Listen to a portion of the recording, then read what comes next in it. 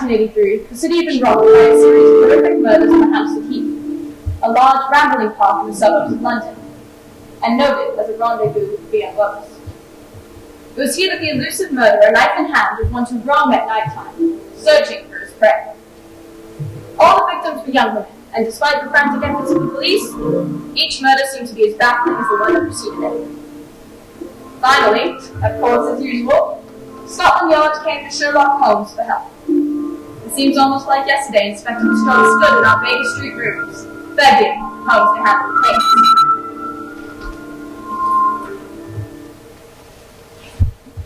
Mr. Holmes, you've got to help us.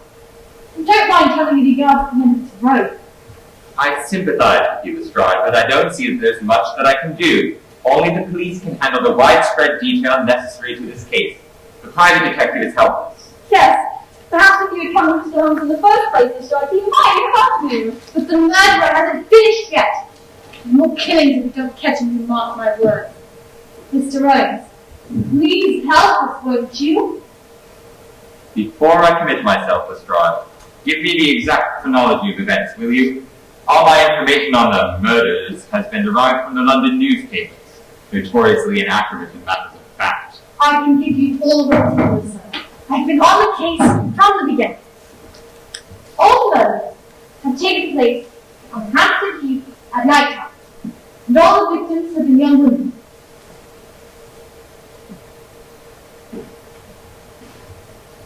Who was the first one? Oakley. Aggressive Oakley. She was a shop girl who worked at Derry and Tom's in Kensington High Street. 3 weeks ago, she was out on the heath with a young fellow by the name of Alfred Smith. From what he told me, it was a moonlit night that night as they sat out there on the heath. Oh, Bessie, give us a kiss. Oh, go on, Fudge, don't be so sly. Sophie, come on, Bess. Hello, who's this coming towards us? Yeah, bloody Stocko, what do you want? Well, can't you say something? Oh, God, Bess, he's got a knife! There you go! You devil! You hit my friend!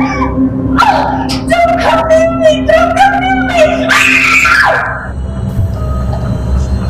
And that's all I know, Inspector Lestrade. I never got a good look at him. He caught me on the head, and when I came to, there was still Bessie with the throat cut. Yes, it's your story, okay. Alright, Sergeant. Book him in suspicion of murder.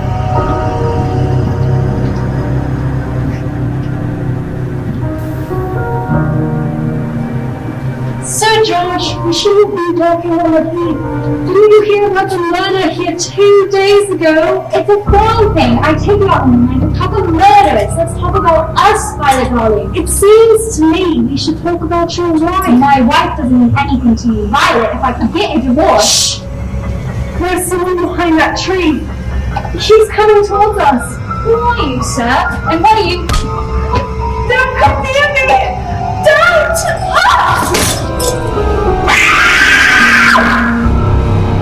Inspector Lestrade, she's dead, poor girl, I know, but a scoundrel can't bring her back.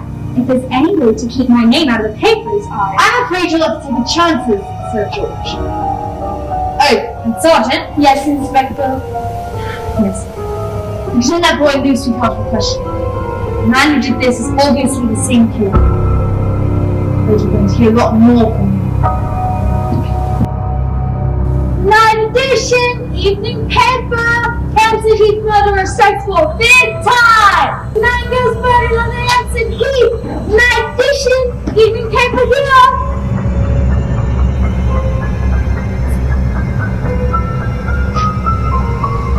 Look here, miss, you can't go on by yourself on the heath and ain't safe.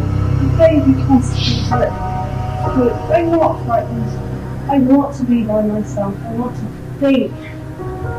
Well, hard sorry by law, I suppose, but you shouldn't do it.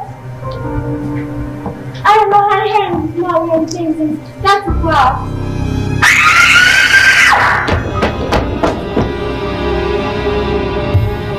Inspector Lestrade, you must have been the moment she got out of my sight, as if the whole body he'd like and find the murderer. That did startle him. That's a knife in the body. Good, Jackson. Body's not been identified yet, right? No, Inspector. We'll print a photograph from all the papers. You've got to find out who she is. Mr. Bishop, is this the body of your missing daughter? Yes. It's crazy. However, Inspector Lestrade, if I ever lay my hands on that man in master, I'll kill him! I'll kill him with my bare hands.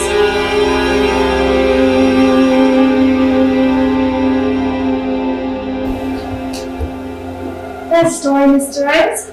Rose Bishop is the 10th and last girl murdered. Which was the first girl murdered while alone. Okay, Lestrade? Yes, sir. You found no clues. Well, none that proved anything when we checked on them. Let me ask you a question or two, Lestrade. Anything you like, sir. You've taken the obvious precautions, of course. How do you mean? You've posted a heavy police guard on the key. Yes, sir. Kept 100 plainclothesmen walking there every night since the second murder. But it seems to slip through our fingers. Suppose you've also tried policemen dressed in women's clothes. Yes, sir. And we hired young girls to walk at the heath in couples with our plainclothesmen. The murderer doesn't seem to rise to our feet. He's a slick though. Yes, Watson. Obviously a morbid madman obsessed by hatred of love. Will be a hard one to catch. Lestrade, you mentioned a few clues that amounted to nothing when you checked on them. What were these clues? Well, footprint, couple of cigarette butts dropped at the scene of the crime. Nothing that helped us. The only important clue was the knife found in the body of Rose Bishop, the last girl murdered. Of course, the experts at the yard examined it. Yes, sir. Don't tell us a thing, though. You have that knife with you? There it is, Mr. Adams. I knew you wouldn't trust us. Not look at it yourself. Thank you, Lestrade. Yes.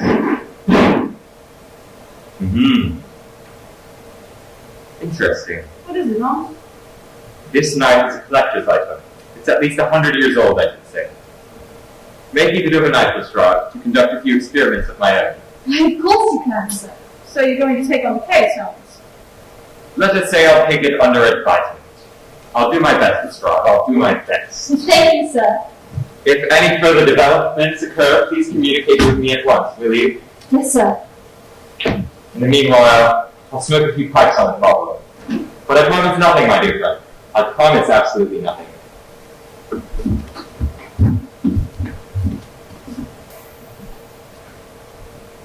3 o'clock in the morning, Holmes. You're still staring through that microscope with the knife Lestrade gave you?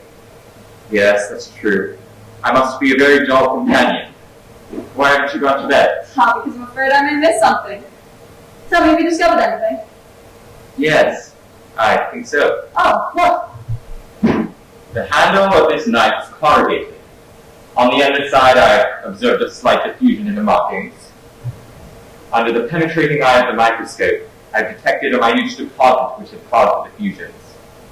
I just analyzed that deposit, and it's wax. Colored wax. Colored wax? Well, what does that signify? Well, by itself, very little. But when combined with a knife that certainly belongs to another century, does suggest a certain origin. I've got an idea. Perhaps it came from theatre. A 19th century dagger could belong in a period play, and the colored wax might easily belong in an actor's makeup. An excellent deduction, Watson. Thank you. However, my own theory would be that this knife is a collector's item from a waxworks exhibition. Oh. Well, again? You see, putty is used in theatrical disguises, where I don't recall the use of colored wax. Whereas it's used in making wax and effigies, and of course the dagger would belong as part of the costume. Precisely, my dear friend. It's a long chant, but in the morning I think we shall take a tour of the various London waxworks exhibitions. My deduction is a false one. At least we'll have the pleasure of a busman's holiday. We'll get to visit all our old friends who died on the gallows.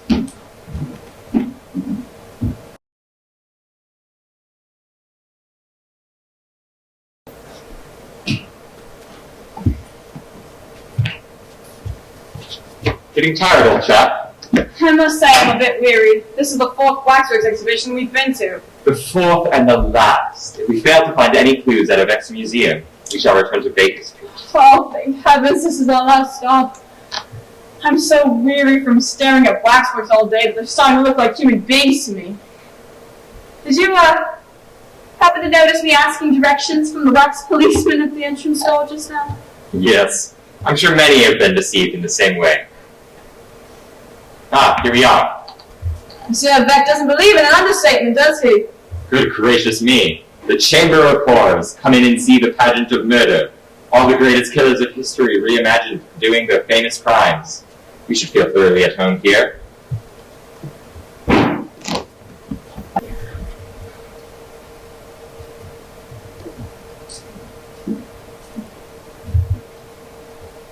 Creepy in here, isn't it? I've heard Monsieur Beck will pay £100 to anyone who can spend all night alone in the Chamber of Horrors. I've heard that challenge too. Were you thinking of accepting the bet? Great Scott, no. Wouldn't spend a night here for 1,000. There are comprehensive collections of killers, aren't there? I see. Fred Rosemary West. The Martinet de Brendelier. By George, yes. She was an attractive woman, wasn't she? From the places I've ever seen. Yes, but you wouldn't have liked her cooking, Watson. She's the most lethal condiments of almost any woman in history. Hello. What is it? Look over there. Ha ha! I was wondering when we come to one of your cases. Dr. Grimsby Roy Lowe, the murder at Stoke Moor on the case of the speckled bat. It's extraordinarily realistic, isn't it? Yes. It's rather like the new acquaintance with the Rigoletti of the Cosmos. Rigoletti? I don't remember him. One of my earlier cases. I'll have to tell you about him sometime. I wish you would. Holmes, look, there's been a figure here. Read the placard in front of it. Perhaps the Heath murder. Well, how very interesting. There's a black veil covering his face. This pure showmanship, I wonder. Or does Monsieur recognize something more than Scotland Yard about? Good day! Bruce, do well. Stop with me, sir. Are you admiring my collection of murderers? Monsieur Levesque. Yes, and haven't I the distinction of addressing Mr. Sherlock Holmes? As is my name. This is my friend, Dr. Watson. How you do? How you do, Doctor? What a pleasure to meet you. How are you liking my chamber of horrors? Oh, it's very interesting. We're particularly interested in this veiled figure of the Hampstead Heath murderer. Yes, very much so. Is there a face behind that veil? Ha! I'll let you in on a trade secret, gentlemen. There are no distinguishable features behind that veil. This is purely for publicity purposes. The public expects to see the latest horrors here, and I thought I'd titillate their morbid palates by having a mysterious figure represented the killer. Of course, if he is caught, I shall add his effigy to my collection. You expect he will be captured then? One can only speculate. He is a clever man, Mr. Holmes. By the way, Monsieur Levesque, does your offer to anyone who will spend the night in the Chamber of Horrors still hold good? Why, yes, sir. Are you thinking of accepting my bet? No, but Dr. Watson would like to. I wouldn't recommend it, Doctor. It's an ordeal that calls for nerves of steel. However, I shall be glad to agree. I have no intention of... Backing down now. Of course you have it.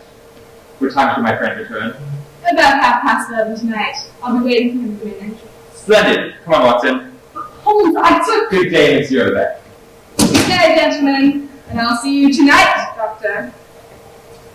Holmes, what on earth do you think you're doing? I have the slightest intention of keeping that appointment tonight. Of course you haven't. I shall be taking it. Disguised as you? You take... What on earth are you up to, Holmes? You didn't even mention the missing dagger to a vet. No, because he knows something about the murder. I'm certain of it. Why do you say that? As we were standing there talking to him, a breath of air from the open window broke the corner of the veil. I will swear to you there are certainly clearly defined features beneath it. And so you're going back there tonight to find out? Precisely. The superstitious used to believe that they could use a waxen image to kill a man. Tonight, Watson, we shall show that you can use a waxen image to trap a killer. And so, Sherlock Holmes decided to disguise himself as me and spent a night in the Chamber of Horrors. After dinner, he started to apply the makeup. It's uncanny to sit there on Baker Street and watch Sherlock Holmes turn into a very convincing replica of myself. As he did so, we arranged last-minute plans. It's nearly 11:30, Watson. If I'm not back here by 2 o'clock, you better come after me. We can just wait outside in case anything happens. No. You'd attract attention. By the way, Watson, do you remember the name of the last girl murdered on the heath? Yes. Bishop. That was Bishop, wasn't it? Yes, the only girl murdered while unescorted. And the body was identified by the father. Whatever it was. Quebec is a French name, yet the gentleman had a decidedly English accent. I should say he adopted a foreign name as more suitable to his profession. I don't see what you're getting at. What is the connection between Yvette, the owner of the waxworks, and the father of Rose Bishop, the murdered girl? Quebec is the French name for bishop. By God! You think he knows the murderers and I know only one thing, Watson. I must see what is beneath that black veil. Now, how's my disguise? Wonderful. You look just like me, but how did you manage my voice? Well, I can't understand a word you say. In your own case, my dear friend, that is a handicap I have suffered from for years. That is rubbish. I am perfectly intelligible. You can understand fine. Now, let me see the torch. Yes, should probably be borrowing your revolver too. I don't think I'll need it, but for once, I think it might be safer for me to go armed. You are armed. Now do be careful. I will. Now, don't worry. Goodbye. If I'm not back here by 2 o'clock, you better come to the waxworks to see what's happened to me.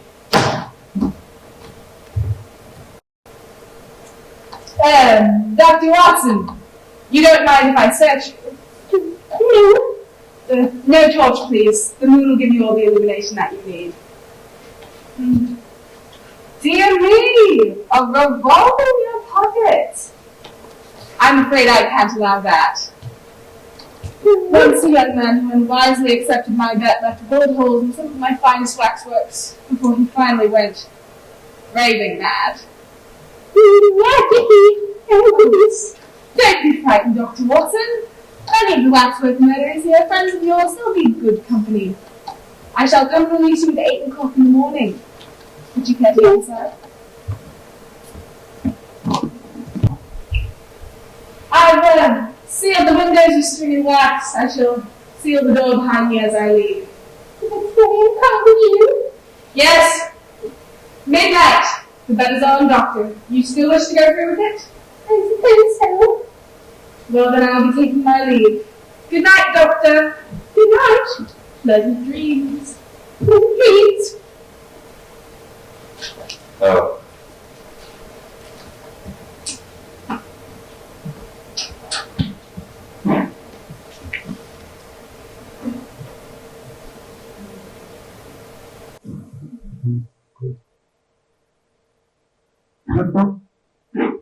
Who's that? I swear I heard something shuffling about in the shadows. It's open the window. Great Scott, it's Watson! 1 hour before it's time. Well, pick up the seal in the straight, come up with it. Oh, are you alright? Yes, I'm alright. Well, you're carrying a torch. Just as well. I'm actually fine. Come in.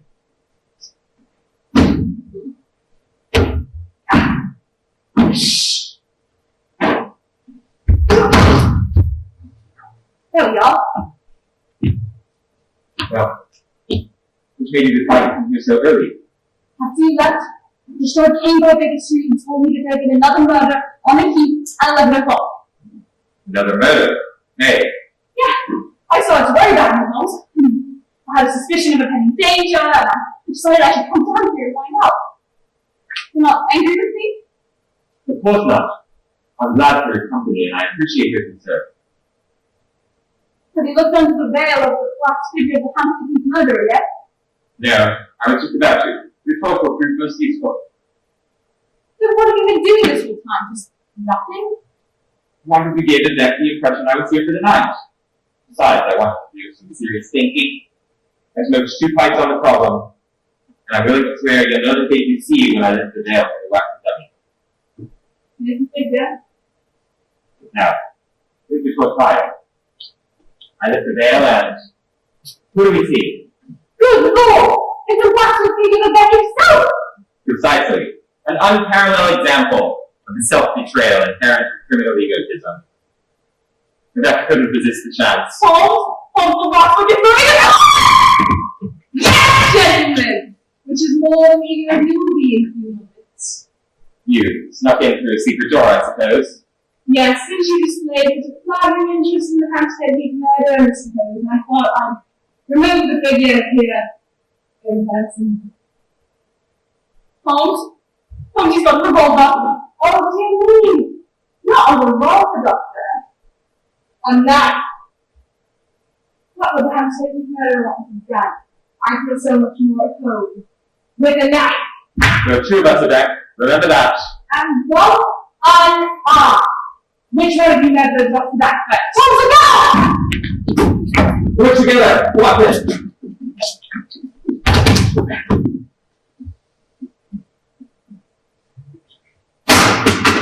He's going for torch! And the moon faded! What a pity. Holmes? What's going on? Over here by the window. How very kind of you to provide us with the dagger, Rebecca. I will run my dear Holmes. You can't escape me. I know every inch of this room. I can feel my way to back here. You're doomed! Look! Holmes, don't strike a match, you'll make a target of yourself! Together with that, I'm trying to set light to this newspaper to make an excellent torch to set light to the nearest waxwork. No! No, don't make my waxworks! Why not? Wax on a wooden frame, set ablaze brilliantly. Oh, you know! You're ruining my life back! There we are. Holmes! Oh, stop running back! It's not going to work! How is something backfire? You're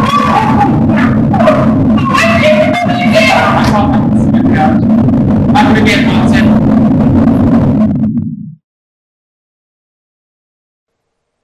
One servant, you've done it again. Salt the face of a blaze of glory. Yes, sir. Blaze of glory. Yes, I get your point, Mr. Rob.